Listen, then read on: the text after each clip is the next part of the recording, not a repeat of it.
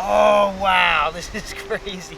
I cannot believe I'm holding a sea cucumber right now. I think that one of the most amazing things about Earth's oceans are the tides. Now, I'm not getting into the physics of tides in this video because my favorite part of this phenomenon is the incredible diversity of life that can be found in the intertidal zone, or the area of the coastline that is only exposed between high and low tides. And I've never gone tide pooling in the Pacific Ocean, so I guess now is my chance. Let's see what kind of critters live in these tide pools. Okay, this tide pool is absolutely brimming with life. There's literally hundreds of these teeny little hermit crabs in here, and all of them seem to be using the same species of mollusk shell as their home. But all hermit crabs, no matter where in the world you are, they can't actually manufacture these shells that they live in. They actually have to borrow them from mollusks, and they will actually eventually size out of it if they keep growing and need to kind of upgrade their home. So what you'll see sometimes are these little kind of parade lines of hermit crabs where they're all trading up to a larger shell size. It's some kind of mysterious jelly-like animal. At least I'm pretty sure it's an animal. The tissue feels almost like the comb jellies. Maybe it's an cnidarian. Okay, what I've got here is, I believe, some kind of spider crab or decorator crab. Okay, well, I did some digging on the interwebs, and unfortunately, there's basically no information available about the species online.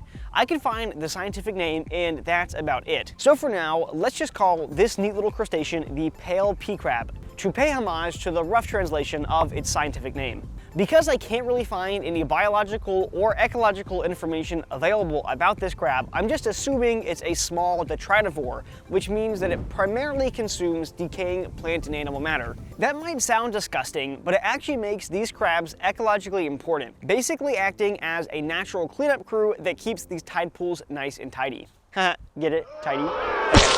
While I did enjoy meeting some really neat crabs in Japan's coastal waters, we were also able to do some tide pooling on a stopover in Hawaii on our way back home. These shallow coastal waters are absolutely brimming with life, and while the colorful tropical fish usually take the center stage, there are also some incredible marine invertebrates if you know where to look. Okay, one of my main invert targets for this trip, I think, is right here. It looks kind of like a little lump of sand. I believe that this is a sea cucumber. Let me give it a little poke here. Oh, it totally is. Oh, wow, this is crazy. Holy cow, it literally just looks like a piece of, well, I don't have to tell you what it looks like. Look at this. I cannot believe I'm holding a sea cucumber right now.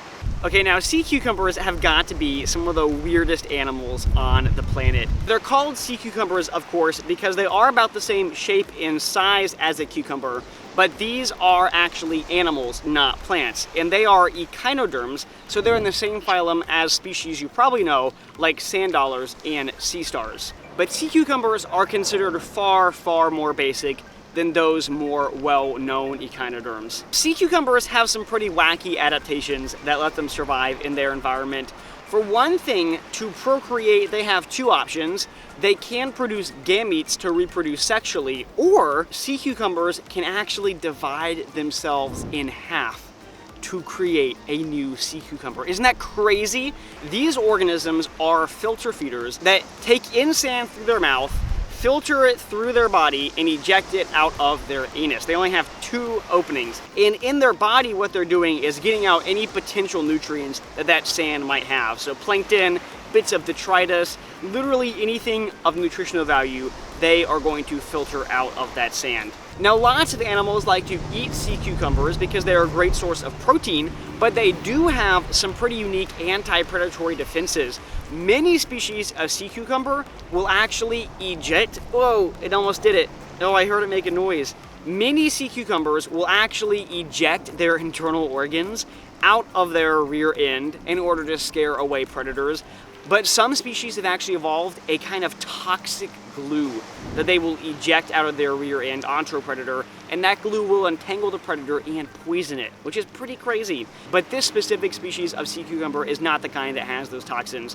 These only eject their internal organs, which it hasn't done yet and is a good sign. What a cool animal this is. This is exactly the kind of thing I was hoping to find today. That is so wicked, and we'll put it right back in its little pool. Are you a sea cucumber? First, figure out whether or not you have a brain.